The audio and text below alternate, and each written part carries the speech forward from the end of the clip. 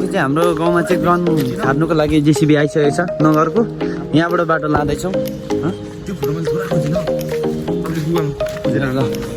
यहाँबाट ग्राउन्ड जाने बाटो आउँदैछ।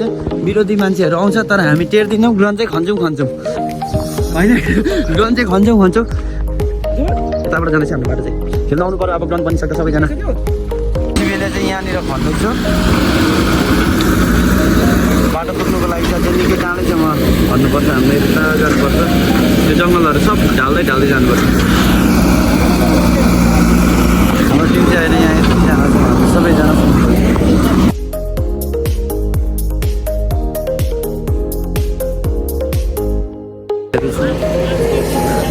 हामी गाउँको मान्छे।